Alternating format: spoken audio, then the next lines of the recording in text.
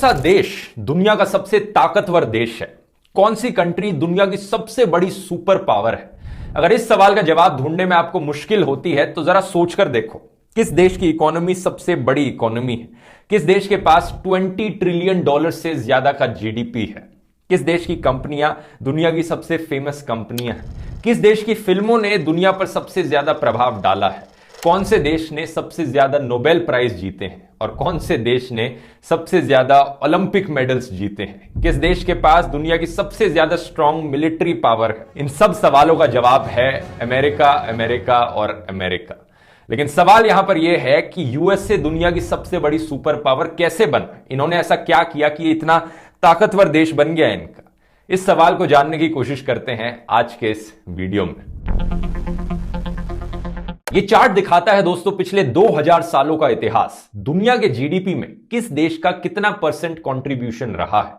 आप देखोगे 1800 से पहले इंडिया और चाइना दुनिया की दो सबसे बड़ी सुपर पावर्स थी। दुनिया में ज्यादातर ट्रेड और इकोनॉमिक एक्टिविटी इंडिया और चाइना के अराउंड ही रिवॉल्व करती थी और 1800 सालों तक ऐसा ही चलता रहा। लेकिन 1900s के बाद से सिर्फ पिछले 100 सालों में ही अचानक से यूएसए ने अपना डोमिनेंस दिखाया और दुनिया के जीडीपी में इतना बड़ा शेयर ले लिया।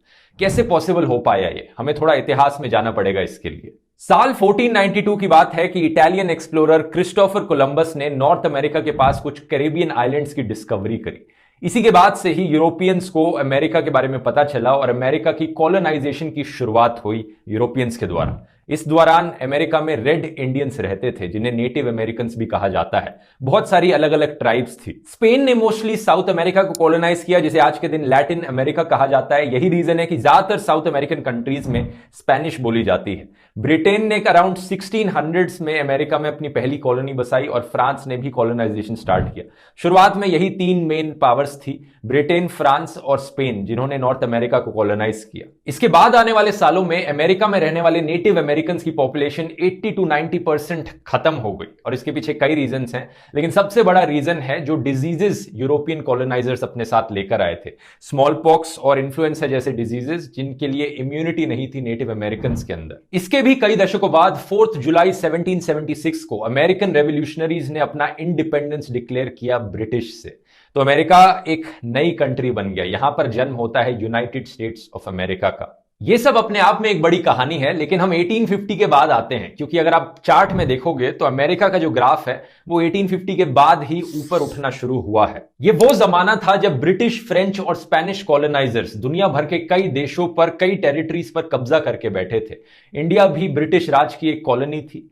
ऐसे में यूएसए जो देश था वो ऑलरेडी एक डेमोक्रेटिक देश बन चुका था। तो कोई भी नया देश अगर सोचता है कि मुझे यूएसए के साथ जुड़ना चाहिए या फिर ये ब्रिटिश, फ्रेंच और स्पेनिश के अंदर, इनके राज के अंदर आ जाना चाहिए, तो कोई भी देश यूएसए से जुड़ना प्रेफर करता, क्योंकि उन्हें वही फ्रीडम, वही डेमोक्रेसी मिलती जो यूएसए में कई स्टेट्स को मिलने लग रही थी। यही रीजन था कि फ्लोरिडा, ओहायो और इलिनॉइस जैसी स्टेट्स ने प्रेफर किया कि वो यूनाइटेड स्टेट्स ऑफ अमेरिका के साथ जुड़ जाएंगे, इंस्टेड ऑफ कि वो किसी स्पेनिश राज या ब्रिटिश राज के अंदर एक कॉलोनी बन के रह जाए। 1836 में टेक्सास एक स्टेट थी जिसने आजादी पाई मेक्सिको से, लेकिन मेक्सिको फिर भी इतना तंग करने लग रहा था कि उन्होंने कहा कि हम भी जुड़ना चाहते हैं यूएसए के साथ। और ऐसे ही धीरे धीरे करके एक के बाद एक स्टेट यूएसए के साथ जुड़ती गई और यूनाइटेड स्टेट्स ऑफ अमेरिका बड़ा बनता गया।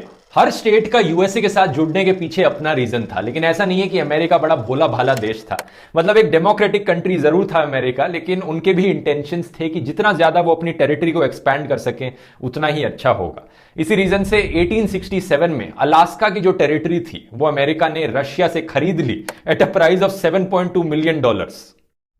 ऐसे ही एक हवाई की स्टेट है, पैसिफिक ओशन के बीचों बीच है। आप सोचोगे कि आज के दिन एक टेरिटरी जो इतनी दूर है यूएसए से, कैसे यूएसए का पार्ट हो सकती है? क्योंकि यूएसए ने इस पर कब्जा किया।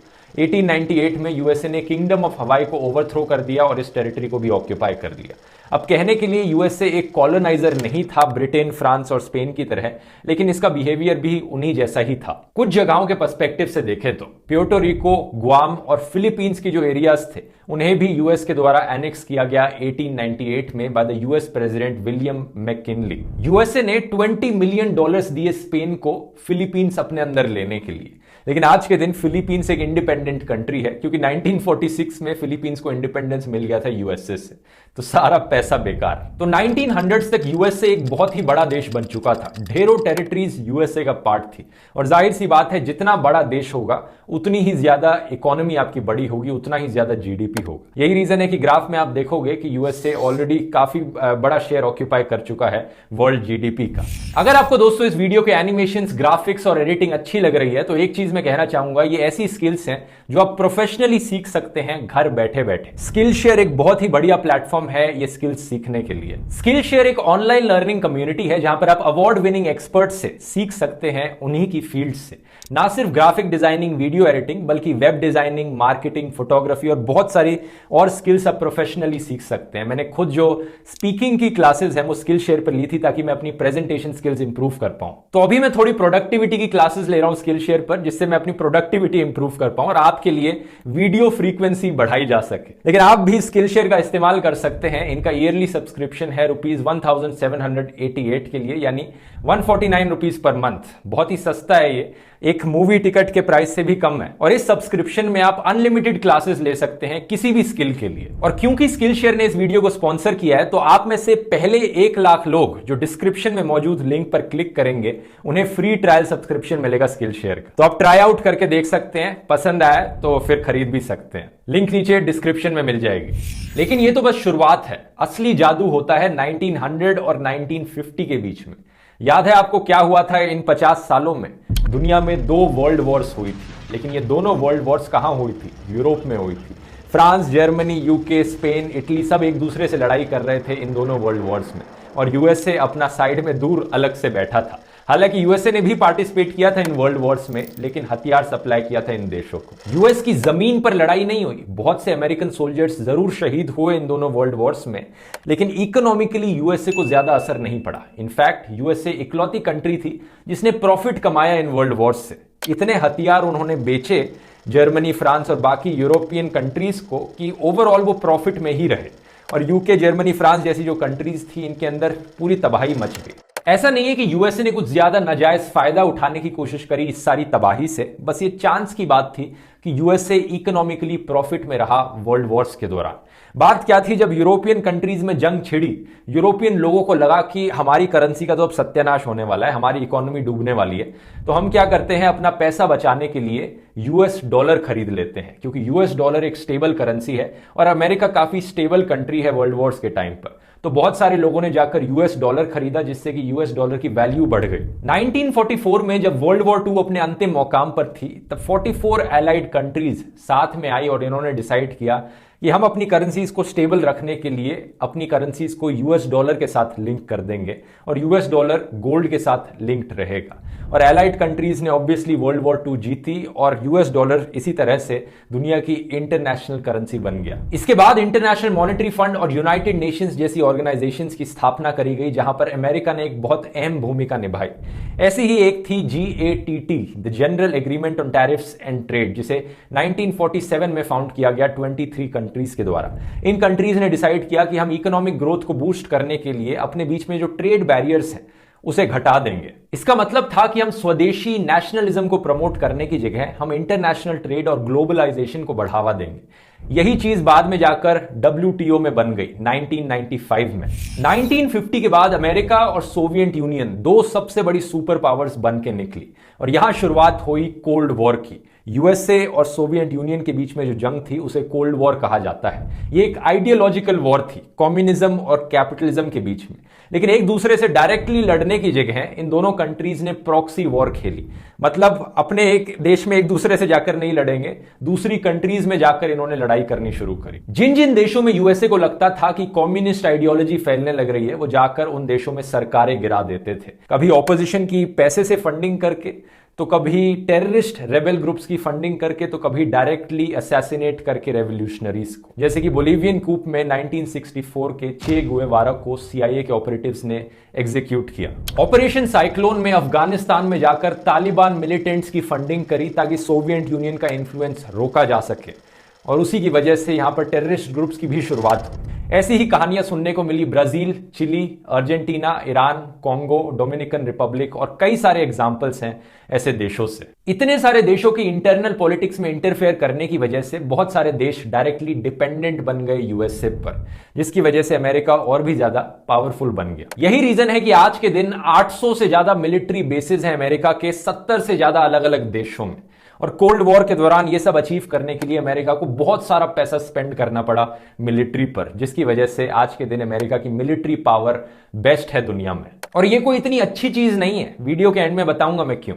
1949 में अमेरिका ने नेटो अलायंस बनाई यूरोपियन कंट्रीज के साथ सोवियत यूनियन के इन्फ्लुएंस को रोकने के लिए, और ये नेटो अलायंस आज के दिन तक एग्जिस्ट करती है। इसी की वजह से ही अमेरिका हमेशा ही कोऑपरेटिव रहा है वेस्टर्न यूरोपियन कंट्रीज के साथ, और ज्यादातर वेस्टर्न यूरोपियन कंट्रीज अमेरिका पर काफी डिपेंडेंट रही इतने सालों के लिए, क्योंकि उनकी खुद की इकोनॉमीज डिस्ट्रॉय हो चुकी थी और अमेरिका काफी पावरफुल निकला था। इन सब बुरी चीजों के लिए पूरे देश को ब्लेम करना सही नहीं होगा यहां पर, क्योंकि ढेरों प्रेसिडेंट्स आए यूएसए में, जिनमें से कुछ प्रेसिडेंट्स ऐसे थे जो मिलिट्री पावर पर फोकस करते थे, जैसे कि Ronald Reagan, Richard Nixon, George Bush और डोनाल्ड ट्रंप।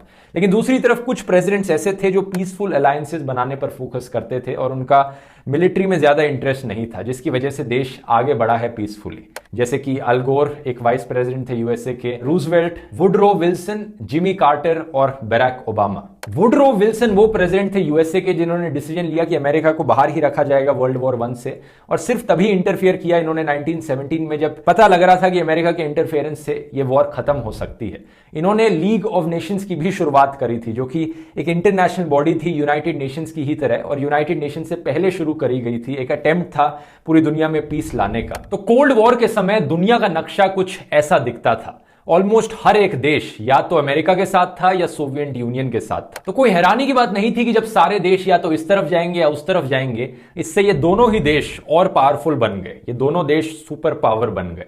और 1990s के बाद जब सोवियत यूनियन टुकड़ों में बिखर गया, उसके बाद ऑब्वियसली सिर्फ एक ही सुपर पावर देश रह गया दुनिया में, जो कि था अमेरिका। अब ये सारे रीजंस तो जियोपॉलिटिकल थे, लेकिन इसके अलावा कुछ इंटरनल रीजंस भी थे जिसकी वजह से अमेरिका इतना बड़ा पावरफुल सुपर पावर बन पाया। एक ऐसा ही बड़ा इंटरनल रीजन है कि अमेरिका की जो पॉलिसीज थी वो हमेशा टैलेंट को अट्रैक्ट करती थी, अच्छे इमिग्रेंट्स को अट्रैक्ट करती थी अपने देश में। कितने सारे एग्जांपल्स हैं इसके, और ये रीजंस आज के दिन तक भी वैलिड हैं। खुद ही सोचकर देखो, कल्पना चावला, सुनीता विलियम्स, सत्या नडेला, कितने ऐसे इंडियंस हैं जो अमेरिका में जाकर सक्सेसफुल बने। एल्बर्ट आइंस्टाइन एक जर्मन जो अमेरिका में जाकर बड़े पॉपुलर हुए। इलॉन मस्क एक साउथ अफ्रीकन जो अमेरिका में आए, इतने सक्सेसफुल बने। अमेरिका की जो पॉलिसीज हैं और जो उनका कल्चर है वो टैलेंट को बढ़ावा देता है, इनोवेशन को प्रमोट करता है। लेकिन इतनी पावरफुल सुपर पावर बनने के बाद भी दोस्तों, ग्राउंड रियलिटी क्या है अमेरिका में एक आम आदमी की? अमेरिका का जो होम ओनरशिप रेट है वो सिर्फ 65.8% था 2020 में, यानी 30% से ज्यादा लोगों के पास अपने खुद के घर नहीं है। अमेरिका दुनिया की one of the most unequal countries है। टॉप 1% लोगों के पास 42.5% वेल्थ है देश की।